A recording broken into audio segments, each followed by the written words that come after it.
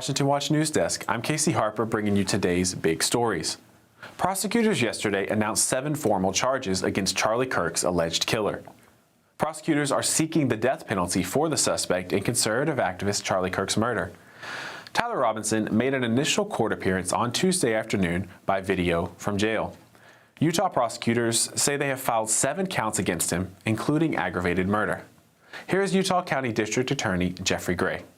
Following the press conference, I am filing a notice of intent to seek the death penalty. I do not take this decision lightly, and it is a decision I have made independently as county attorney, based solely on the available evidence and circumstances and nature of the crime. Robinson is accused of firing the single shot from a rooftop that hit Kirk's neck last Wednesday at Utah Valley University. Charlie Kirk, the 31-year-old co-founder of the conservative student movement Turning Point USA and a key Trump ally, was speaking at an event attended by 3,000 people when he was gunned down. In court filings, prosecutors began to lay out the case against the shooter, including an alleged exchange of text messages between him and his transgender-identifying romantic partner, where he said he killed Charlie because Charlie was hateful. Now, in the Middle East, Israeli Prime Minister Benjamin Netanyahu announced that Israel will develop its own independent weapons industry out of concern that other nations will refuse to sell. So we are going to produce an independent arms industry, very powerful, very strong, that can withstand any kind of international political constraints and will provide security for the state of Israel. This is what I envision for the state. It's going to continue to grow, it's going to continue to innovate, and it's going to continue to provide for our security and our prosperity, and I think soon with expanded peace treaties in the Middle East. It'll take time. You don't see it right now, but it's coming. That news comes as Israel continues to push into Gaza City this week. Israeli forces dropped thousands of leaflets warning residents of Gaza City to flee as Israel continues to push ground forces into what it calls a Hamas stronghold. Children ran and collected evacuation order leaflets dropped by Israel's military on Wednesday, asking them to move towards the south of the Gaza Strip. The Israeli military said it was opening an additional route for 48 hours that Palestinians could use to leave Gaza City as it stepped up efforts to empty the city of civilians and confront thousands of Hamas combatants. Hundreds of thousands of people, however, are remaining in the city, and many are reluctant to follow Israel's orders to move south. Now across the globe, President Donald Trump kicked off his historic second state visit to Britain on Wednesday amid unprecedented pomp and intense security as King Charles and other royals welcomed their nation's closest ally. President Trump and his wife Melania are being hosted by the king at Windsor Castle, the oldest and largest inhabited castle in the world, and family home to British monarchs for almost 1,000 years. While there, the president is being treated to the full array of British pageantry. The leaders are expected to discuss the recent trade deal between the two nations, as well as NATO, amid increased pressure from Russia, as Russian drones have invaded Polish and Romanian airspace in recent weeks. Now, for our last story, House lawmakers are facing a government shutdown deadline as negotiations continue on Capitol Hill. Increased spending on security for lawmakers is part of those negotiations, as well as Democrats' demands that Obamacare subsidies be extended. Senate Majority Leader John Thune called for a clean continuing resolution to buy more time, but said a shutdown is not out of the question. I'm sure you're all asking the question, are we or are we not going to have a Schumer shutdown? And it sounds like from what he is indicating that very well may happen. But we are going to give them every opportunity to vote for a clean CR, something that in the past Senator Schumer and the Democrats have said they support. Lawmakers have until the end of the month to fund the government or face a shutdown. And those are today's stories. I'm Casey Harper. You can dive deeper with the Washington Stand at WashingtonStand.com. Up next is Washington Watch with Tony Perkins. We're back tomorrow with more stories that matter.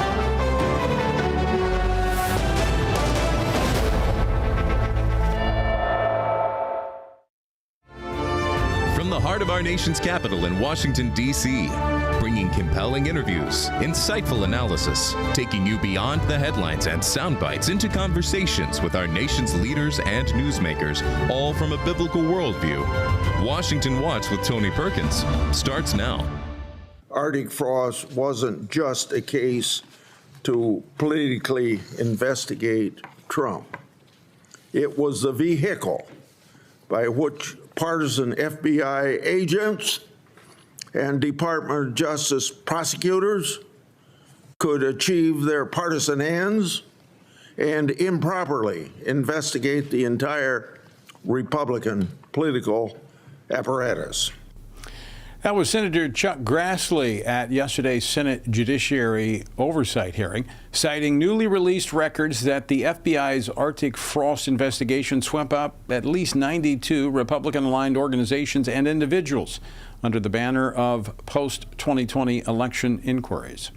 Welcome to this September 17th edition of Washington Watch. I'm your host, Tony Perkins. Thanks so much for tuning in. Well, coming up this afternoon, what the new Arctic frost disclosures actually show and what Congress should do next is the question. House Judiciary Committee member Harriet Hageman will weigh in. President Trump, his state visit to the UK and the emerging tech and trade agenda behind it. We'll discuss that as well with Peter McElvenna of Hearts of Oaks. He joins us from London a little bit later.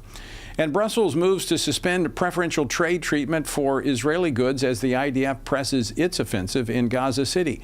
Congressman Keith Self of Texas will join us. And after the assassination of Charlie Kirk, the suspect's online footprint, steeped in meme culture and gaming references, rekindles the debate over the virtual digital world and how it is desensitizing individuals to violence. Author Reagan Rose will join me later. Well, today is Constitution Day, a reminder that our God-given rights are recognized and protected by our Constitution, a unique document in the history of man. The First Amendment secures the freedom to live out our faith openly. It's an amendment that we cherish as Americans, especially as Christians. But as we often discuss on this program, there are constant efforts to restrict those freedoms. The price of liberty is eternal vigilance. Well, let's turn to our first story. Newly released records raise serious questions about political bias at the FBI. According to documents released by Senators Grassley and Ron Johnson, the Bureau's Arctic frost probe cast a wide net. 92 Republican-aligned groups and individuals were caught in that net. Joining me now is Washington Stand reporter Casey Harper. So, Casey, what do we know from these records? Just how broad was this? Yeah, thank you, Tony. This is a concerning new report that shows the FBI's investigation into President Trump after the 2020 election was far wider than we previously knew. So to answer your question, the Biden administration reportedly targeted 92 right-leaning groups and individuals, which includes Turning Point USA, as well as the RNC and others. Now, records released by Senators Chuck Grassley and Ron Johnson reveal that the investigation, which, as you said, is called Arctic Frost, dug into communications and financial records of pro-Trump conservatives, all under the claim of searching for election conspiracy efforts. Specifically, the documents show its scope expanded to include 92 Republican organizations. From evidence that I've seen, it looks to me like another political hit job against Republicans. Senator Grassley there, he went on to say it wasn't just about Trump. It was a politically driven effort to go after the broader conservative movement, which of course is raising serious concerns about government overreach, political bias, and how far federal agencies have strayed from their constitutional mission, Tony. You know, Casey, that sounds very similar to what we saw with COVID as well under the Biden administration and how they used various government entities to probe those who did not go along with the government's plan on COVID. Let's pivot to the assassination of Charlie Kirk. Prosecutors have charged 22-year-old Tyler Robinson with aggravated murder and say they will seek the death penalty. Now, court filings and reporting describe meme-laced messages and even gaming references, which has reopened debate about online culture and desensitization of those who play. We're going to explore that later with Reagan Rose. Turning overseas, Casey, President Trump is in the UK for a state visit and a high-level high-level talks, including a tech-focused pact announced this week. We're going to break that down as well with Peter McElvaney. What's the latest on that, Casey?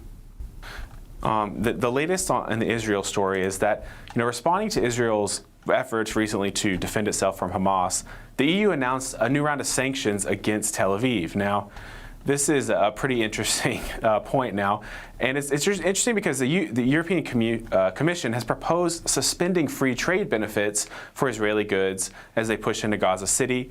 This follows those sanctions that I just referenced. Israeli government's push into Gaza City is a new escalation of the war and will further deepen the humanitarian crisis.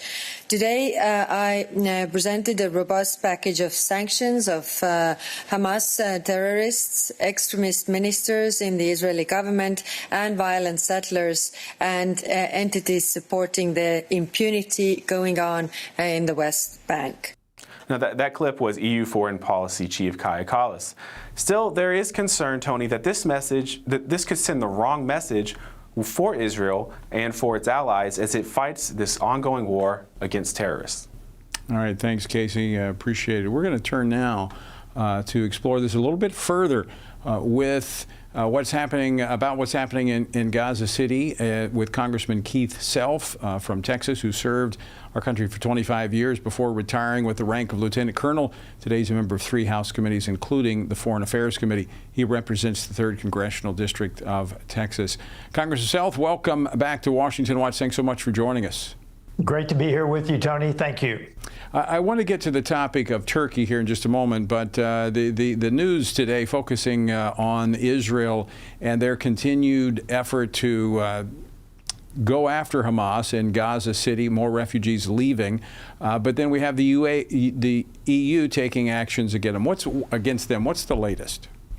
Well, the latest is that Israel's been very clear. They dropped leaflets telling people they've opened a new corridor to leave the zone that they were going to have new combat operations in. But nothing has changed with Hamas. It's very clear. If Hamas releases the hostages, dead and alive, and if they will surrender, this war would be over. They are effectively using both their infrastructure and the Palestinians as human shields, infrastructure shields. This needs to stop. Hamas needs to do what they need to do. Yesterday, U.S. Secretary of State Marco Rubio visited Qatar, reaffirming America's support for the Gulf ally as the region kind of reels from last week's Israeli strike on Hamas negotiators in Doha. Now, before leaving Israel for Qatar, Secretary Rubio reiterated America's unwavering support for Israel's offensive in Gaza. So what do you make of how the Trump administration is handling the latest developments? Well, they're walking, they want allies on both sides. Our largest air base in the Middle East is in Qatar. Obviously, our support for Israel is unwavering. They want to get the Abraham Accords expanded. So this is an all-government approach to peace in the Middle East. But Hamas is the main sticking point now. You don't hear a lot from the other Iranian militias, Hezbollah, so forth, right now. So if Hamas would do what they need to do, President Trump would be successful bringing peace to the Middle East. Okay, Congressman Self, let's talk a little bit about what might be fueling some of the unrest in there. It could be one of our own allies in NATO. Turkey has been supportive of Hamas. Today, the House Foreign Affairs Committee had a markup on a bipartisan standalone State Department reauthorization, and you actually addressed this issue of Turkey and concern. Tell us why you're concerned about Turkey and what you are attempting to do. Well, I have an amendment. We have not yet addressed it. It's still coming, but what I will say is we need to make sure that whatever we sell to Turkey in military weaponry, it does not erode the qualitative military edge that U.S. law affords Israel. That's all it says. Let's just make sure that we are not eroding Israel's military edge. But I also have an amendment on the NDAA that says we need to make sure that Turkey is not harboring or supporting Hamas inside Turkey. So as the chair of the Europe subcommittee, I am very concerned about Turkey's actions vis-a-vis Israel. Currently, the United States has had a hold on the sale of certain fighter jets to Turkey because they're playing along with Russia. They're getting their anti-air defense mechanisms from Israel, or from Russia, I should say. So it appears that they're a NATO ally, but they're playing both sides. Well, they are a very important NATO ally. They have the second largest army in NATO. They do participate in NATO operations. So they're a valued ally, but they need to decide, are they going to be a European NATO ally?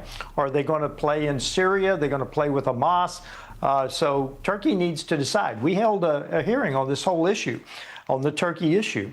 I encourage Turkey to decide to be a strategic ally in NATO to actually advance NATO priorities, which is peace in the Middle East.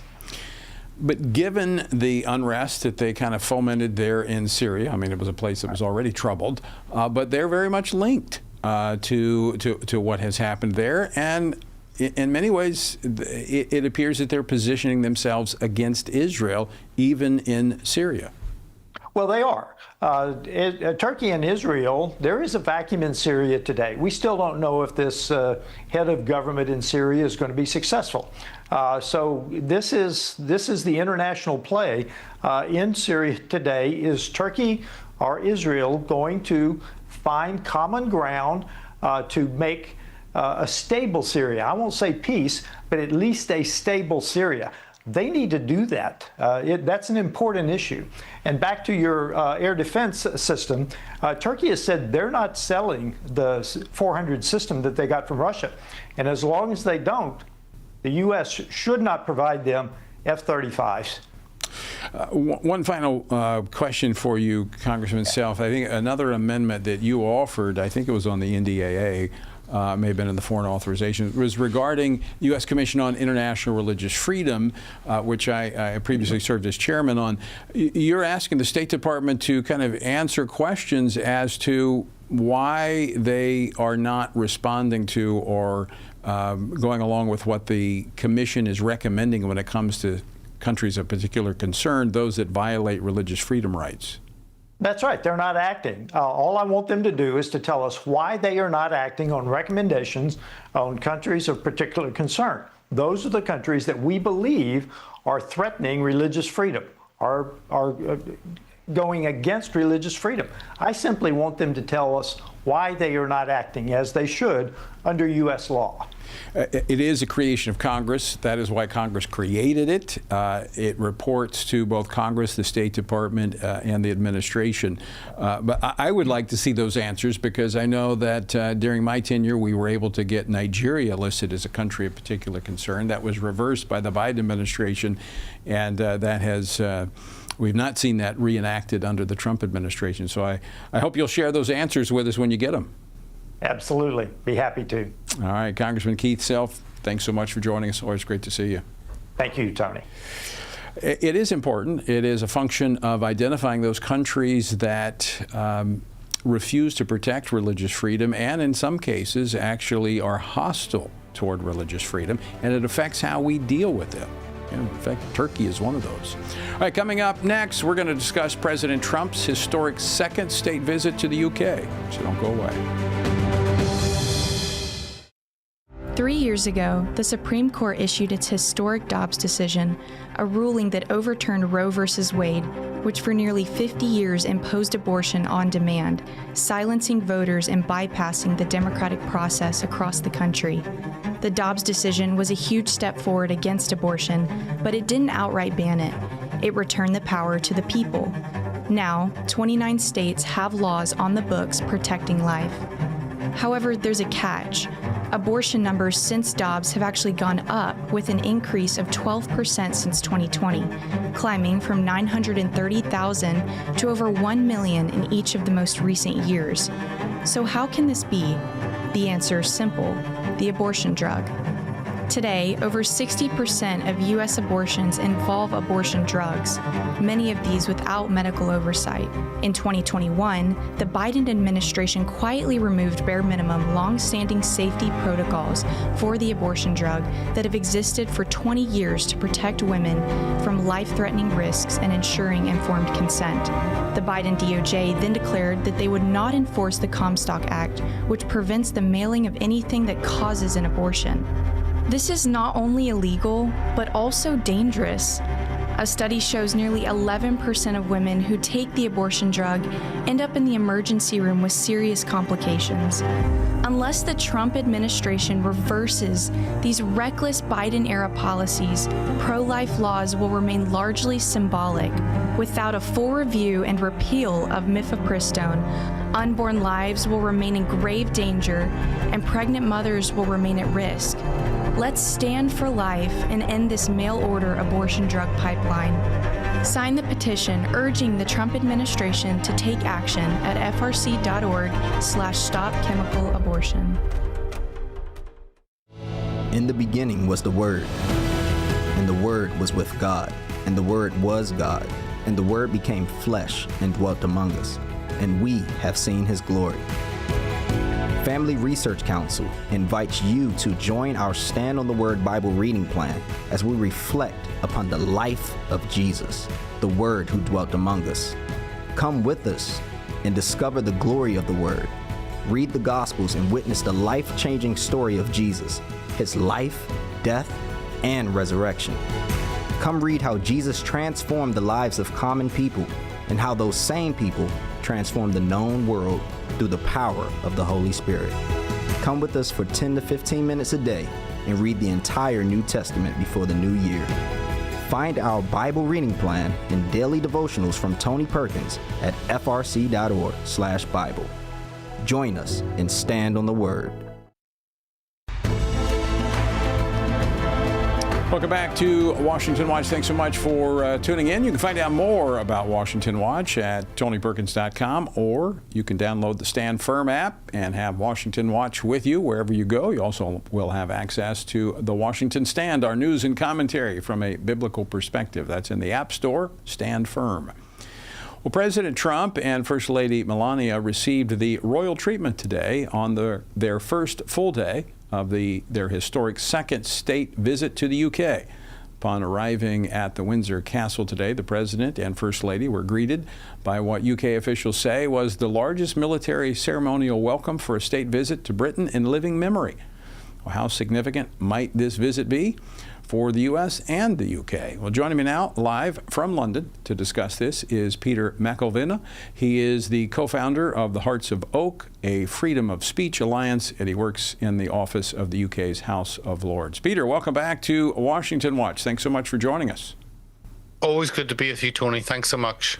So President Trump's visit is historic in that he is the first second-term U.S. leader invited for a second official state visit. How did this visit come about? Well, state visits are an invite from the monarch, and I believe George W. Bush had an invite in 2003, and Barack Obama had an invite in 2011, and then President Trump has had two invites, and that's fairly unique in the UK. He visited here in 2019 at the invitation of Queen Elizabeth II. Of course, he has come this time at the invitation of King Charles, and I've watched the footage all day. It's a short state visit of 2 days, but today has all been about the pomp, the ceremony, the things that Britain does well. Some of the few things that we still are able to do, pomp and ceremony. And he visited Windsor Castle, which is the home of King Charles. He went to see where Queen Elizabeth II is buried. And today has been about a time of seeing the military, seeing the fly past of the Red Arrows, and spending time with King Charles, Queen Camilla, and the royal family. So it's certainly to us in the UK, it's been wall-to-wall coverage from morning to night. Whether you watch GB News, Sky News, even BBC have wanted to cover it. I would love to ask you, Tony, in an interview if it was such a high event in the US, but that's maybe for another time. But for us, it has been a high-profile event, the event of the last few days. Well, I did see a little bit of it, and you talked about the military, having been in the Marine Corps and actually done a number of color guards work. I'm always fascinated by the big hats that those the British soldiers wear. I don't know how they can even walk around with those big things. But that's we'll save that for another day as well. So what's the message that this is sending? There are all different messages. Today was about soft diplomacy. Today was about connecting with the royal family. I know President Trump has huge, high regard for the royal family. He really adores and possibly goes back to his mother being born out in the Scottish Highlands, and there is that deep connection, and we haven't seen that for many presidents. Many presidents claim Irish ascendancy. Actually, President Trump has that connection with Scotland and therefore the UK, and therefore is maybe the closest US president to the UK in many, many years. And the key thing today, there were many conversations, private and public conversations. It then moves over to the engagement with the UK government. And of course, it's a short visit. I don't know whether the visit was actually shortened because of obviously Charlie Kirk's funeral on Friday, and President Trump is flying back for that. But today was about the soft diplomacy. Tomorrow is about the engagement with Keir Starmer. And Keir Starmer is worse than Obama, worse than Joe Biden was for you in terms of censorship, in terms of curtailment of free speech, in terms of the demographic change we have seen in the UK, open borders, mass immigration, all of that. And although President Trump connects closely with the royal family, when you look at the governmental side, he has a huge concern, and J.D. Vance has expressed this very well in terms of the free speech aspect, and President Trump holds that in high regard, as you should in the US, as we have tried to hold it in high regard in the UK. So it'll be interesting to see how those develop. Well, let me ask you, Peter, are you hopeful that the president will bring that up in his meeting with government officials tomorrow? I think he will, and I would encourage the Washington Watch viewers, please to pray for that, because freedom of speech is key, and we've seen that eroded massively. And the Trump administration seems to be really concerned about this and seems to have connected this to trade deals. And I hope that remains tomorrow, and I hope Keir Starmer does not bamboozle. You cannot bamboozle President Trump. I mean, he knows what he has come in for. He will walk away with the deal he wants more than any other leader in the world. So I think I have high hopes that President Trump will come into this, and he is looking for a good trade deal economically for the US and for the UK. But he is also very concerned at the erosion of free speech. And I'm sure he's had many conversations with Nigel Farage about that, and be prepped for those conversations. So there's trade, there's Russia. There's also, coming up at the end of this month here in New York, there is the United Nations meeting, and the UK saying that they may join Spain, France, and others calling for a Palestinian state. That is an ongoing concern in the UK, and many of the Labour Party, the left party, the governmental party, are very pro-Palestine. They hate Israel in every aspect, and part of that comes from our godless aspect to our political scene in the UK, and therefore they do not understand the history, and they do not understand the geopolitics. So I've also got a huge concern. I saw expressions from Labour politicians today that they were wanting to force the UK government to back a two-state two-state solution, and President Trump is against that, and rightly so. So it'd be interesting how those conversations happen. Of course, they don't just happen between President and Prime Minister. It's with the whole entourage in that. Peter, thanks for staying up late and joining us there from London and giving us the latest on President Trump's visit to your country. Thank you, Tony. All right, great to see you. All right, coming up next, FBI Director Kash Patel has been on the hot seat for the past 2 days. We're going to talk more about it. Don't go away. Download the new Stand Firm app for Apple and Android phones today. You can join a wonderful community of fellow believers. We've created a special place for you to access news from a biblical perspective, read and listen to daily devotionals, pray for current events, and more. Share the Stand Firm app with your friends, family, and church members. And of course, stand firm wherever you go. At Family Research Council, defending the family isn't just a mission, it's our daily calling. Every team member at FRC uses their God-given talents to stand for biblical truth, protect life, and uphold religious freedom. Here at Family Research Council, we face many threats to the family, threats that have been with us for some time. Abortion, the gender ideology threat, the attacks on marriage, the attacks on parental authority, and the attacks on religious freedom. We have to promote, support, strengthen, and incentivize family growth so families take their place in society in a place of honor. I'm defending the family by working in the Center for Biblical Worldview to provide cutting-edge research and resources for pastors, ministry leaders, and Christian parents. Through my work at the Washington Stand, I passionately defend what God has defined for marriage and family. I don't see the Washington Stand as just a place to talk about cultural events. It's a place to share biblical truth. It's a perfect outlet to advance and defend what God has defined as good, true, and beautiful.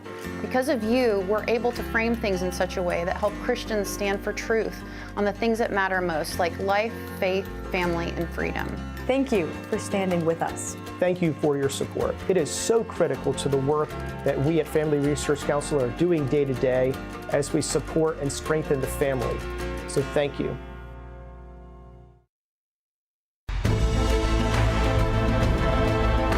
Well, earlier today, the House Judiciary Committee held a hearing on the oversight of the FBI to examine the nation's preeminent law enforcement agency under the direction of Director Kash Patel.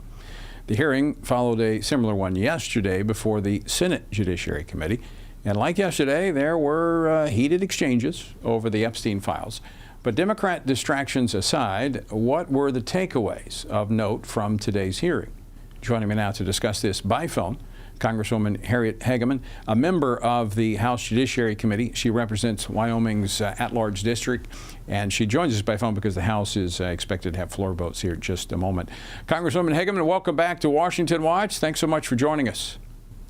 Oh, it's so wonderful to be with you, and I'm glad that you're spotlighting these issues.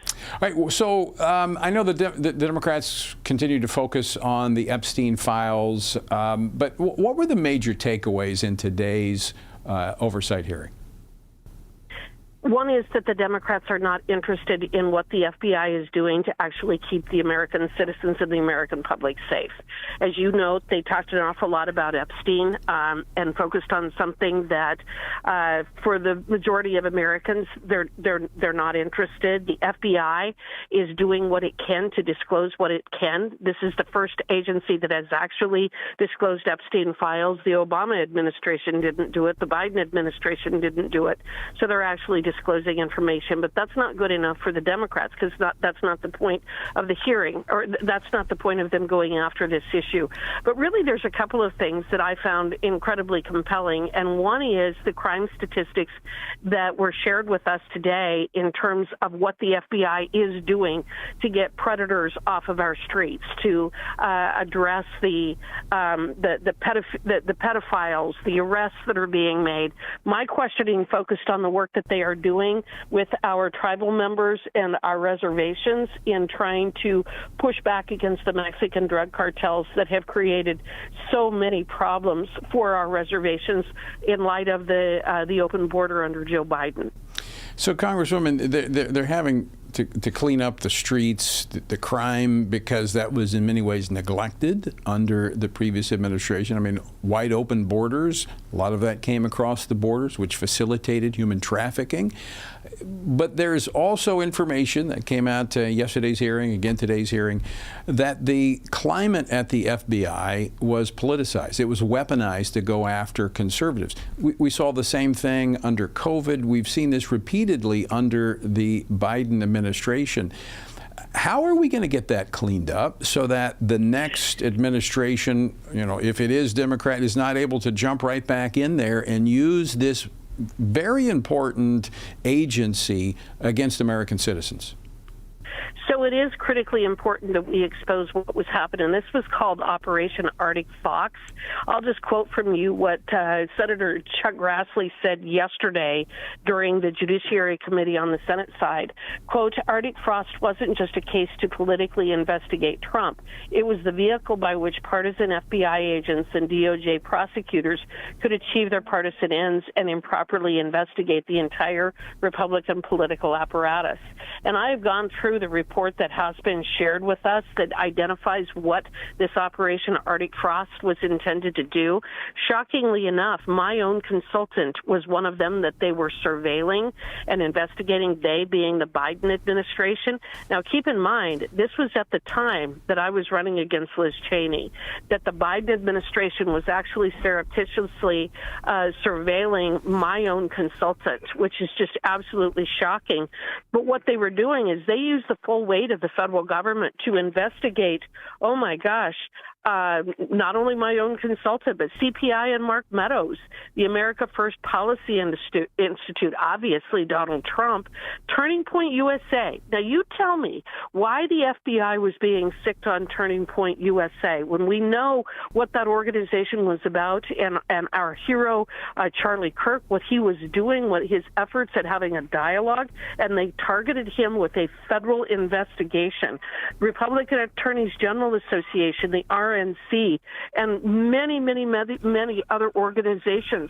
So this is what the Biden administration did, is they used their own FBI, their own agency as almost a Gestapo against the Republican Party. I mean, it's aptly named Arctic Frost because it was intended to chill the freedom of speech as people speak out into the political process.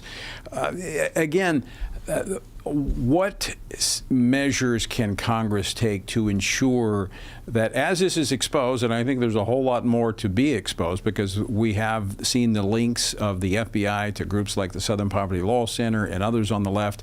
Once that's exposed, how do we clean it up and make sure it doesn't happen again?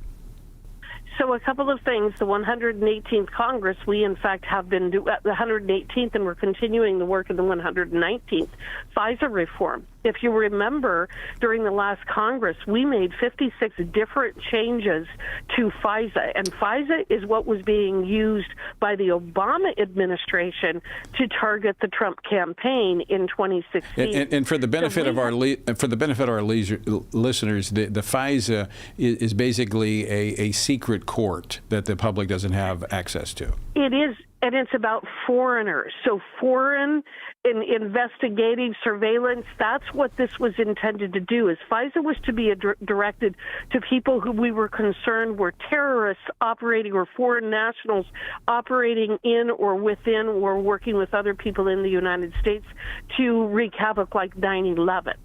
So it is a court where the Obama administration, they falsified documents in order to go into FISA to get the warrants against Carter Page so that they could spy on the Trump campaign in 2016. So we made some substantial reforms to that, and we will continue to do so. It is up yet again for reauthorization in the spring of next year, of early 2026. Well, I'm already working with Jim Jordan on the Judiciary Committee for additional reform to address We're going to have to leave it there, but we will follow up. Folks, stick with us. We're back after this. Family Research Council is committed to advancing faith, family, and freedom from the East Coast to the West. So FRC is going to Southern California for this year's Pray, Vote, Stand Summit, October 17th and 18th at Calvary Chapel, Chino Hills. Join us for this powerful gathering of Christians desiring cultural renewal and spiritual revival. The Pray, Vote, Stand Summit brings together Christian leaders, issue experts, and government officials for a time of prayer, inspiration, and action. Together, we will seek God's guidance for our nation and engage in meaningful discussions on the intersection of faith, government, and culture. If the spiritual foundations and the cultural walls of our nation are to be rebuilt, we all have a role to play. May we each find our place on the wall as we build for biblical truth. Register now at prayvotestand.org. That's prayvotestand.org. Jennifer, it's so exciting to be here with you today talking about our new book, Embracing God's Design. Who is actually going to benefit from reading this book in your view? There's so many different audiences that can benefit. The first one are counselors themselves, right? Because we have some material in there where we really address the gender dysphoria diagnosis and what is wrong with it. We have information for people who are wanting to go back to embracing God's design for their life. This is really magical to have the therapist and the individual who suffered come together and write about why this is happening and why we're seeing this. And we brought all of that experience to the table. We want to see people walking in the fullness of who God has called them to be and not a false identity. Order today at embracethedesign.com. How should Christians think about the thorny issues shaping our culture? How should Christians address deceitful ideas like transgenderism, critical theory, or assisted suicide? How can Christians navigate raising children in a broken culture, the war on gender roles, or rebuilding our once great nation? Outstanding is a podcast from the Washington Stand dedicated to these critical conversations. Outstanding seeks to tear down what our corrupt culture lifts up with an aim to take every thought and every idea captive to the obedience of Christ. Whether policies or partisan politics, whether conflict in America or conflict abroad, join us and our guests as we examine the headlines through the lens of Scripture and explore how Christians can faithfully exalt Christ in all of life. Follow Outstanding on your favorite podcast app and look for new episodes each week.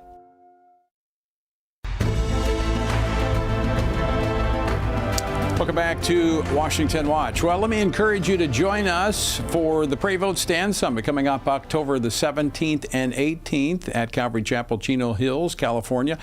Now, this powerful event brings together Christian leaders, issue experts, and government officials for a time of prayer, inspiration, and action. We will be equipping Christians on how to stand firm in the faith in a time and place when the hostility is growing. To learn more about the Pray, Vote, Stand Summit or to register, visit prayvotestand.org. That's prayvotestand.org. Today's word comes from 1 Thessalonians chapter 1, where Paul writes to a church he planted amid fierce opposition. He thanks God for them, making mention of you in our prayers, he wrote, and notes that they received the word in much affliction with joy of the Holy Spirit, becoming examples to others. From them the word of the Lord sounded forth in every place, as they turned to God from idols to serve the living and true God. Well, from this passage we see four marks of believers who thrive in hostile times. Number one, they follow the Lord and imitate faithful leaders who follow him as well. We learn courage by watching courage. They receive the word despite opposition. So let Scripture, not anger or fear, set the tone of your heart. And third, they embrace God's truth over the culture's deception. Reject the idols of our age and serve the living God. And then fourth, proclaim the gospel in word and deed. Let your faith sound forth through steadfast lives and gracious speech. This is not triumphalism, it is Spirit-given joy under pressure. As we follow Christ in these ways, our witness rings out, and even persecution becomes a platform for the gospel. To find out more about our 2-year journey through the Bible, text the word Bible to 67742. That's Bible to 67742. All right, as we mentioned earlier in the program, during yesterday's Senate Judiciary Committee hearing, FBI Director Kash Patel revealed that the agency has been looking into a number of individuals who received communication related to Charlie Kirk's assassination from the suspected shooter through a chat thread on Discord, a popular messaging platform among gamers. When Senator Josh Hawley of Missouri noted that as many as 20 users were on the thread, Director Patel corrected him, saying it's a lot more than that. While a spokesman for Discord says they found no evidence that the suspect planned the assassination on their platform, nor promoted violence, this is not the first time that the world of online gaming has intersected with real-world violence. So the question is worth exploring. Is there a connection, or is it just coincidence? Joining me now to discuss this is Reagan Rose, founder of the media ministry Redeeming Productivity. He formerly served as director of digital platforms for Grace to You, the media ministry of the late John MacArthur. Reagan, welcome to Washington Watch. Thanks for joining us. It's great to be here, Tony. First, I think it's important to note that when we speak of gaming here, our focus is on these shooter games, not necessarily traditional games. Even then, some may think those games are harmless and don't carry over into the real world. But even the military would probably say otherwise, right? Yeah, there's a long history, actually. Most people don't realize this, a long history of the military using video games for training. I think most of us know that they would use flight simulators for those types of things, but even first-person shooter type games, they've been using as far back as the 90s. There was an old game, some people might remember, Doom. It was Doom 2. The military took it and they called it Marine Doom, and they would train scenarios on this old computer game, and they've been doing that ever since. Even in the early 2000s, the Army put out their own game, America's Army, which they used for training, and they actually put it out to the public and used it for recruitment as well. So there's been a long-term cooperation between gaming and the military. Yeah, some of it crosses over into some of the black operations and dark side of the military, the Department of Defense, going back in the 80s and 90s, even before, as they worked through DARPA, one of these defense research entities. But let's talk about, I know a lot of parents, they may not, why are my kids down in the basement playing those games? Some of these games are not harmless. There is a desensitizing that takes place in these games, but there's more than that, because if I recall correctly, Rose, back in I think it was after in the Snowden files that were released, that the CIA, the FBI, the various intelligence organizations were going into these gaming chat rooms, and they were looking for suspects that might be involved in real world violence. Yeah, they were doing that. British intelligence as well.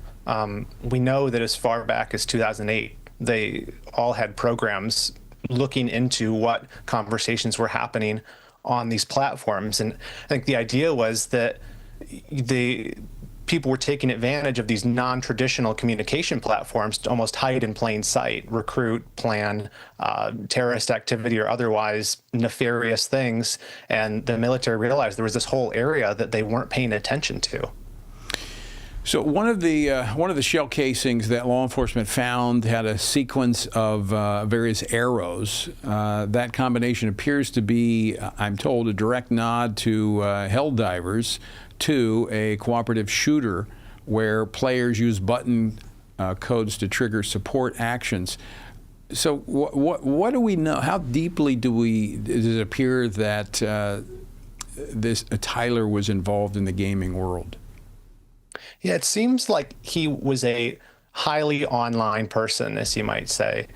Definitely with the memes, and like you mentioned, the bullet casings, and that is the arrow key reference, is a reference, they believe, to Helldivers 2, a combination you would do to call in an airstrike in the game. But I think also his use of Discord, which you mentioned as well, that it's not only gamers use that, but that platform for chat is very popular in the gaming community.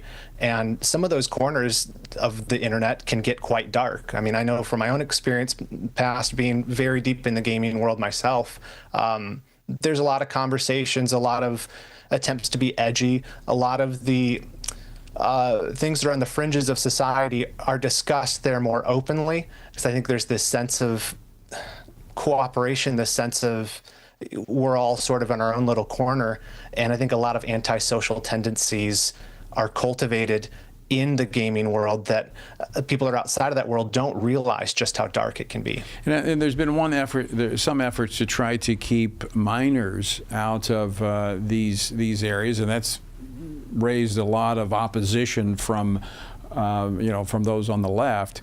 But there's concern because young people, minors, have been sucked into this. Yeah, unfortunately, even with rules there might be around social media, for example.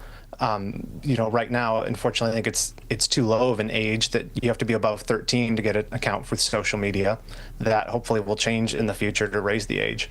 But even with video games and the rating system, it's more like a recommendation than anything that's enforced. Even with some of the most hardcore games, you can easily get around that even as a child. So do these games, some have raised this question. I'm of the opinion that it does, but what evidence is there that these games desensitize people to violence? Yeah, it's always a tricky question because, going back, I remember after the Columbine massacre, this discussion came up, and it's very frequent that after a mass shooting, there does seem to be some gaming-related things.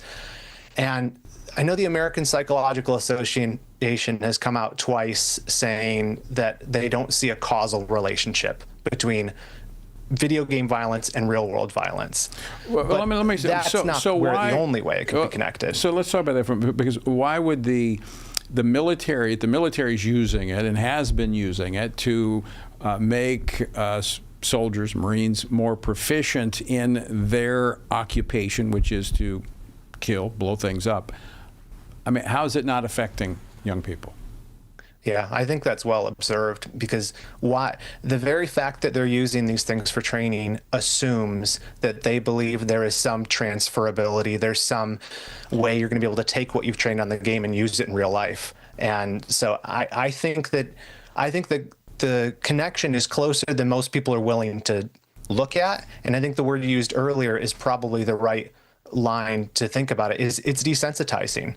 And it's tremendously anti-socializing as well if you get very deep into these gaming communities. I remember when Tipper Gore, that was Al Gore's wife when he was vice president, took on Hollywood and how movies in Hollywood were desensitizing young people to violence. And that's a whole different level. That's like going from one dimension to three dimensions when you get into the video. And I mean, even in my time in the Marine Corps in training, the exposure to we didn't have the video games, but we had videos, training of combat situations, actual footage designed to, I think it was designed to not necessarily desensitize, but to prepare you for those types of scenarios and situations so that it was not the first time you saw all of this. And it does have a desensitizing effect. Maybe that's not the purpose, but it does because it becomes familiar. And when something becomes familiar,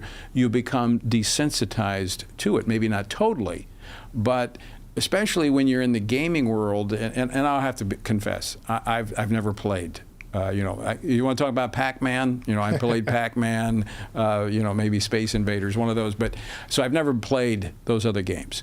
But I can imagine that as you play those games and people are killed and they die, you blow things up, but then you walk away from it.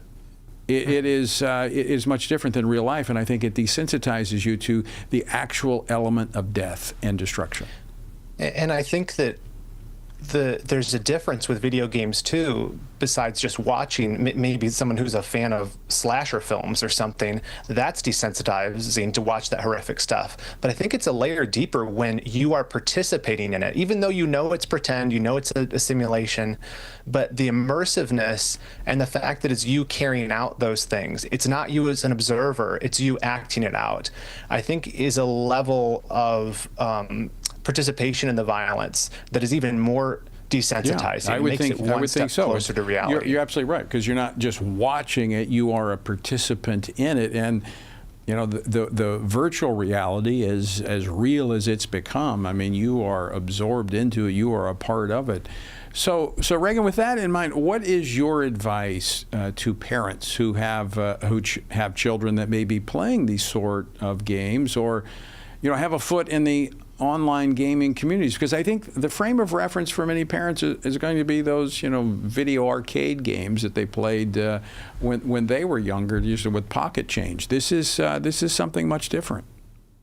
It is, and I think a lot of parents are ill prepared for it. Even ones that grew up with video games, even as short as 10 years ago, the games were radically different in terms of the addictive quality of them.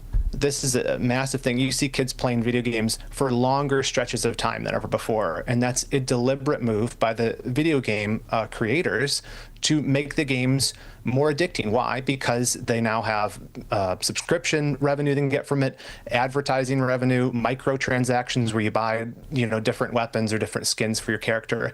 And so the longer they get you playing, the more money they make. So it's a natural incentive for them to create as addicting of a game as possible. So how do they do that? I mean, this is not just, they're not shooting from the hip on this. They're using data that they have gleaned from people being online to hold them there longer, right?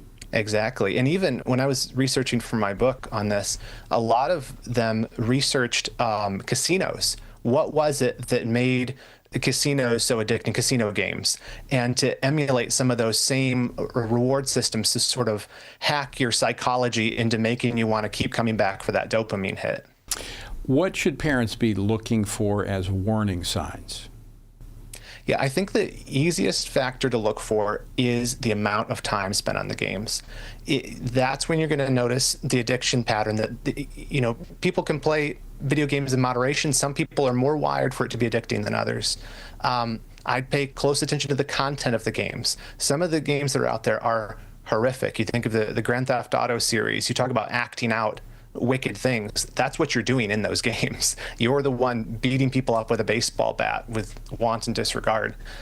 So look how much time they're spending, look at what the content of the games are, and look what happens when you try to take the games away, when you try to cut them off. I think the reaction of children, of students, to when you try to remove the games will show you just how attached they are to them. And that can be a warning sign that you should pay attention to.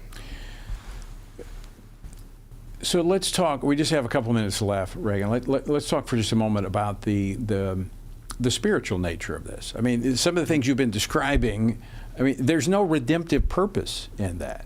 Is this demonically designed to entrap our children? I think so. I mean, you can see the natural incentives from the game developers, but if you just look at video games, how they are now, from the perspective of, if you were Satan, could you come up with a way to waylay the natural desire for young men to seek out achievement in this world, to exercise dominion, right? To fulfill their call as creatures from God. If you could find a way to hijack our natural desire for fellowship and move it into a fake online world where we're disconnected from our bodies, if you could find a way to basically mollify these natural good desires for us want to achieve, to overcome, and to fellowship, and relegate us to a corner where we can't really make an influence on society, where we can't glorify God in the real world, this is what I would come up with if that was my task. And so I think that there really is a demonic element to it. And again, I'm not trying to say that all video games are evil or no one should play them, but I think we need to be much more cautious than we are. Chris, we just have about 25 seconds left. Where can people find more about your book? Yeah, the book and everything else I do is available at redeemingproductivity.com. All right, Reagan, thanks so much for joining us. Great insight today. Thank you. Good talking with you, Tony. So parents, something you need to pay close attention to. I think it's, quite frankly, as he laid out there, it's zapping us of our usefulness for the kingdom, and it's not good. All right, thanks for joining us. Until next time, keep standing. Washington Watch with Tony Perkins is brought to you by Family Research Council and is entirely listener-supported. Portions of the show discussing candidates are brought to you by Family Research Council Action. For more information on anything you heard today, or to find out how you can partner with us in our ongoing efforts to promote faith, family, and freedom, visit TonyPerkins.com.